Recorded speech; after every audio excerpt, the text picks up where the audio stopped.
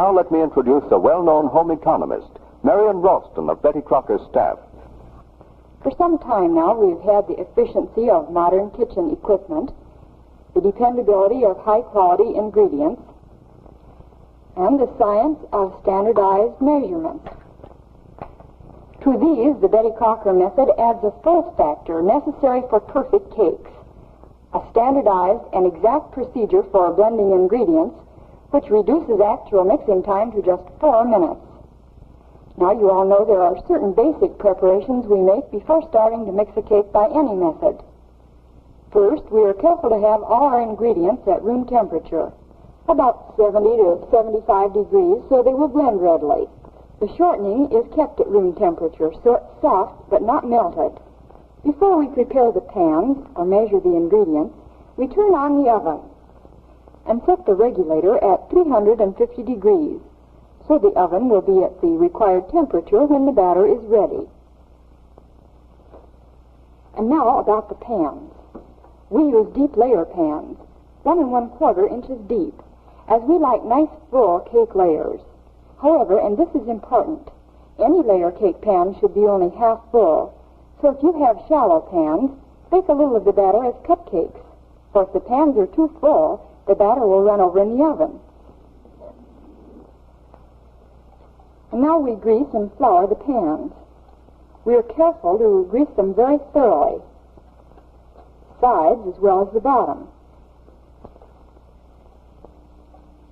We dust the pans lightly with flour. When pans are prepared in this way, cakes can be removed easily.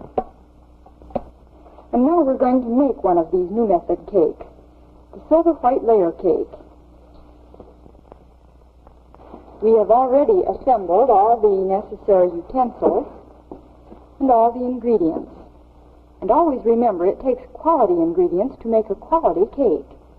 So I'm using fresh eggs and milk, a high-grade vegetable shortening, and a high-quality cake flour, especially milled to give cakes of finest eating quality.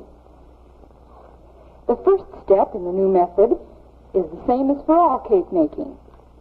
Sift the flour before measuring. Hold the sifter well above the paper. This serves to aerate the flour.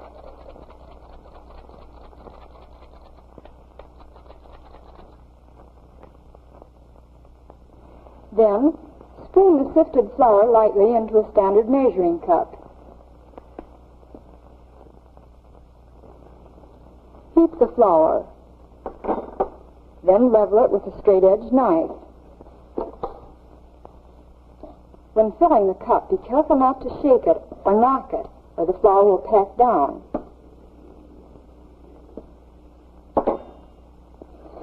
The recipe for the silver white cake is in our new method cake bulletin. It calls for 2 1/4 cups of sifted cake flour.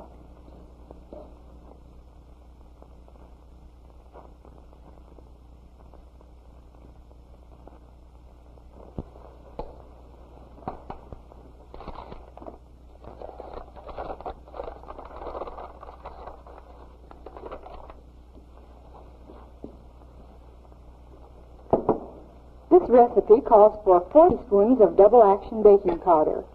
As with all modern recipes, the measurements are level, and we use standard measuring cups and spoons. A teaspoonful means a level teaspoonful. Exact measurements are as necessary for us in cake making as for a druggist in filling a prescription. And we add 1 teaspoonful of salt.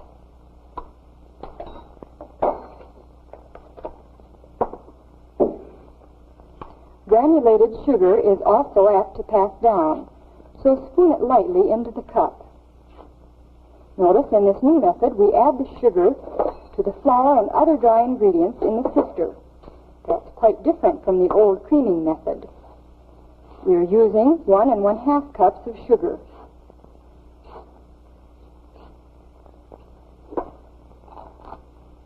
The flour, baking powder, salt, and sugar are now sifted together into the bowl.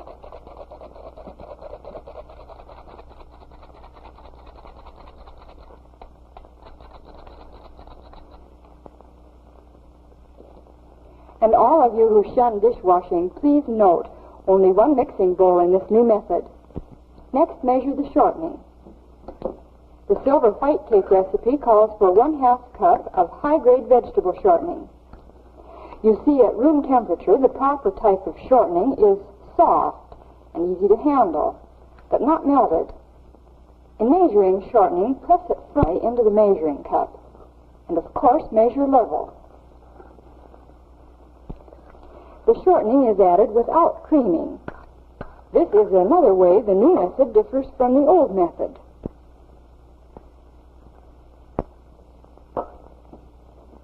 And now we're ready to measure the milk.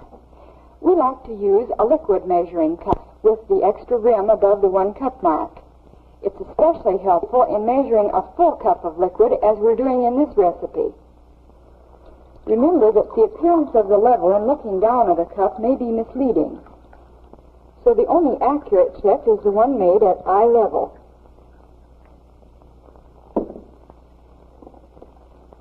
The flavoring is measured in a measuring spoon and added to the milk.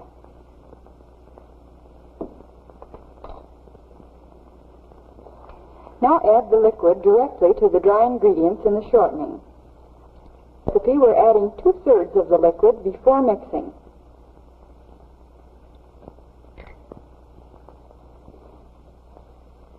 Now the ingredients may be mixed either in an electric mixer, as we are doing, or by hand. You'll find that hand mixing is equally satisfactory. Be sure to note the time the mixing is begun.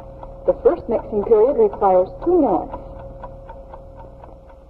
Start the electric mixer at slow speed so the flour mixture won't scatter. Then, as the dry ingredients become moistened, increase the speed to medium. On the sides and the bottom of the bowl to make sure all the ingredients are completely blended.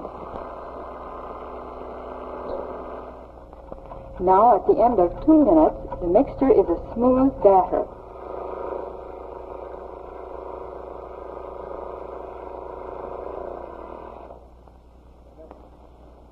Add the remaining 1/3 cup of liquid. Now we measure the eggs. Are you surprised that we measure eggs? You see, eggs vary in size, and so measuring them is the only way to ensure the correct amount. For this recipe, we are using 1/2 cupful, the whites of 4 large eggs.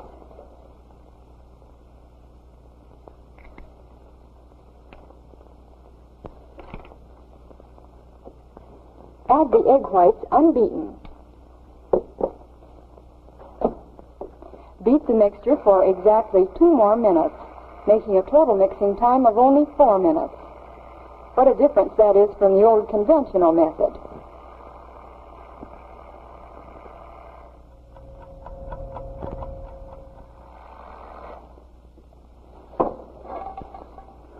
Then pour the batter into the greased and floured pans.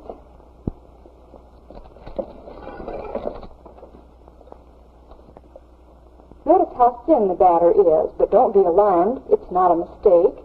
Batters made by this new method are usually thin. The pan should be just half filled.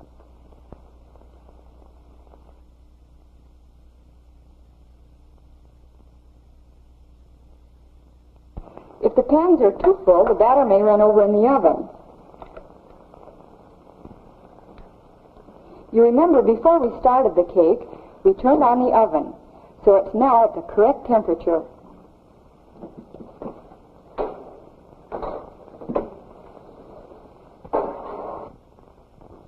Place the pans on a rack just below the center of the oven. We place the 2-layer pans in opposite corners and in a little from the sides and back of the oven.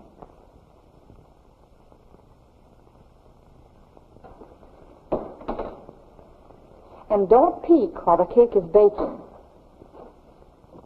When the minimum baking time is up, touch the top lightly. If the surface springs back and no impression remains, the cake is done.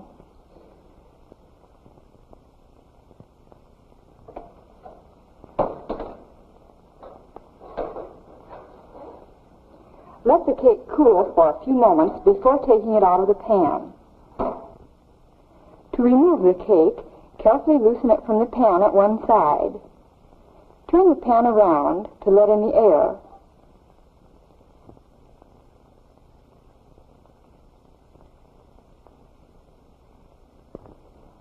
Then turn it onto a wire rack to cool.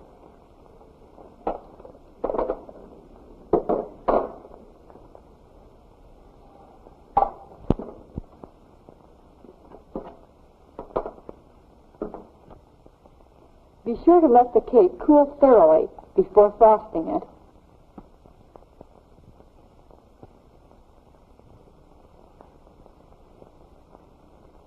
A luscious, creamy icing adds the finishing touch to a beautiful cake.